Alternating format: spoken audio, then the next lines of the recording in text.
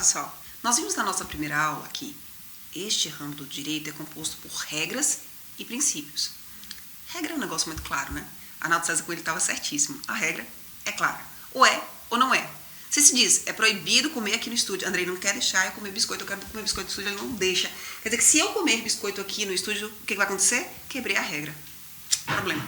Isso é um exemplo claro do que a regra é clara. No entanto, os princípios não são assim. E o direito do consumidor é notadamente composto de muito princípio. E tanto que nós teremos duas aulas. Aqui seria a aula 4 e a aula 5 dedicadas a isso. E hoje, nesse momento, nós vamos assim entender os 4 primeiros princípios. Por que 4 para o primeiro? Porque eles são mais importantes de todos. E existe princípio mais importante que outro? Existe. Geralmente os princípios ficam na mesma hierarquia. No entanto, existem alguns que são mais fortes e por isso são chamados de postulados. Nunca ouvi falar essa palavra, vou explicar. Postulado é como se fosse o princípio que rege os princípios. Ele está aqui, todos os princípios, o postulado está aqui, em cima. E no direito do consumidor, qual é o postulado? É o postulado da vulnerabilidade. Inclusive é o primeiro, grande princípio do direito do consumidor. E ele é uma presunção, meus amigos, uma presunção absoluta. Deixa eu explicar aqui para vocês um pouquinho mais sobre os princípios. Que o princípio do direito do consumidor diz o seguinte, que todos os princípios devem ser obedecidos. Só aqui chamar aqui uma atençãozinha para vocês. Muita gente acha que as regras são obrigatórias e os princípios não. Tá enganado. Tá no século retrasado das antiguidades. Hoje não. Os princípios devem ser obedecidos e mais. Tem gente que fala que eles são mais fortes que as regras. E outra coisa, na medida de sua força. Porque vocês vão notar, por exemplo, o princípio da vulnerabilidade que eu acabei de falar, que diz que o consumidor sempre é vulnerável, não importa o quão rico ou quão inteligente ele seja, ele é sempre vulnerável. Mas ele é um princípio que você vai encontrar mas até onde, até quando, o que seria essa vulnerabilidade? É uma coisa mais abstrata. Então, o que se diz, e a partir do momento agora eu quero que você não perca em mente, é que os princípios serão sempre aplicados de forma obrigatória, no entanto, na medida da sua possibilidade. O princípio ele é o mais aplicável possível. Saindo aqui do direito do consumidor, chegando um pouquinho mais aí na sua realidade, já ouviu falar do princípio da liberdade? Certamente que sim.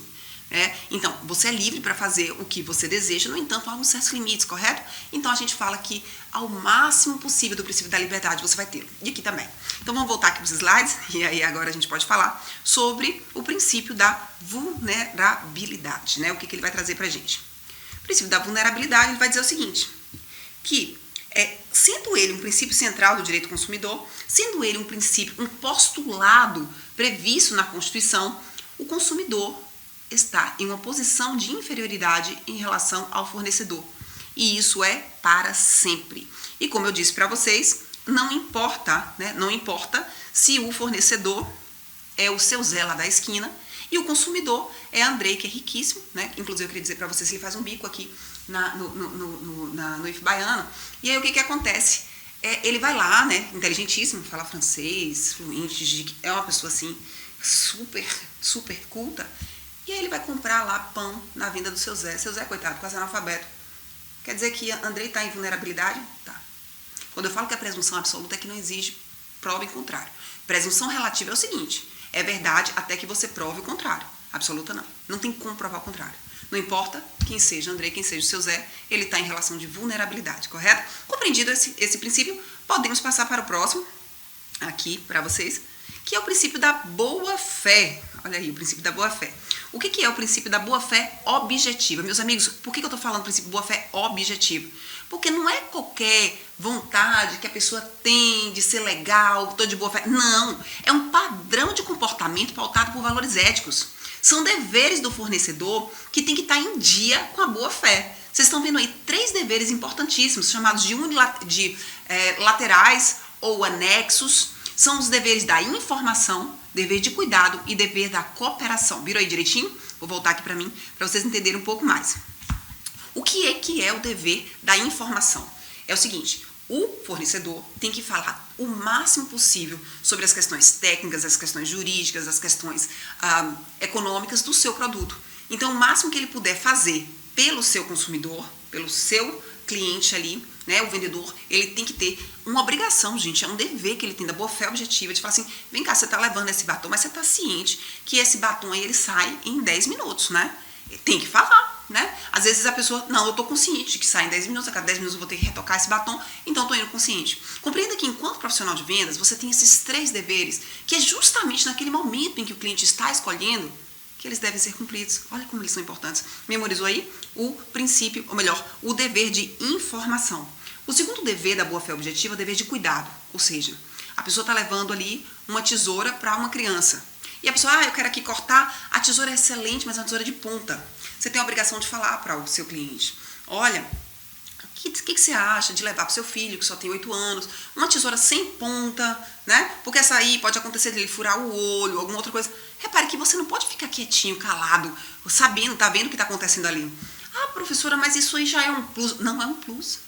Isso é o princípio da boa-fé objetiva, o direito do consumidor fala sobre esse princípio. Então, sempre que você puder ajudar, você vai ter que cuidar. Por exemplo, no supermercado, você tem um supermercado e você colocou ali, tem sabão, você está lavando, tem que botar a plaquinha, eu tenho que ter cuidado. Ah, mas o consumidor não está vendo ali que está perigoso? Não importa, você tem que ter cuidado com ele, botar o corrimão na escada, etc. E por fim, o dever de cooperação. O que é o dever de cooperação? Eu acho o máximo, porque isso acontece muito em Airbnb. Quem já ficou em Airbnb ou em Uber, você vê que o Uber ele tem um cuidado com você, te perguntar, sim, vem cá, você está precisando de te ajudar alguma coisa, o Airbnb fala, você quer ficar mais 1 hora a mais? Não é um favor que ele faz. A cooperação é, sim, um dever anexo que você tem de, se não lhe custa, coopere. Você sabia disso? Isso é importante, viu? Espero que você não se esqueça. Bom, o próximo princípio, vou colocar aqui para vocês também, para vocês visualizarem o próximo princípio, que é o princípio do equilíbrio, tá certo? O que é o princípio do equilíbrio? Nada mais é do que a paridade de forças, ou seja, que dentro da relação nós tenhamos 2 partes igualmente instruídas, 2 partes igualmente conhecedoras do que está acontecendo. Então, nesse princípio do equilíbrio, o que vai acontecer? Como o fornecedor sabe mais, a gente sabe que o consumidor é vulnerável, ele vai ser responsável por todos os danos que ele causar. E digo mais, o princípio do equilíbrio ele não tem só essa questão na hora da venda, não. Ele também tem uma questão na hora do processo. Olha que isso, olha que loucura. Vou até voltar para mim para vocês entenderem. Na hora do processo, gente, aquilo que eu comecei a explicar na aula primeira, tem uma presunção de vulnerabilidade, como eu disse, mas assim, tem uma inversão do ônus da prova, uma inversão dos ônus do processo, inclusive, né? O consumidor ele só vai pagar as custas e sucumbências, só vai pagar o advogado do fornecedor se ficar comprovado que ele estava muito de má fé, de dolo, de maldade mesmo. Então, assim, na parte processual, o consumidor acaba tendo uma força maior em termos de instrumentos processuais mesmo.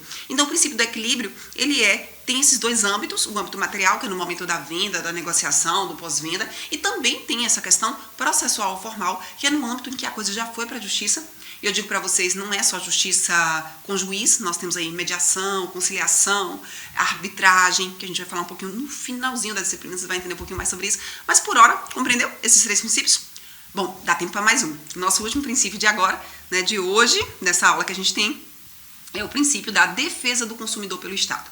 É um princípio muito importante, está previsto no artigo 4. Eu fiz questão de colocar aí o caput do artigo 4 para vocês verem que a ação governamental deve ser pautada no sentido de proteger efetivamente o consumidor.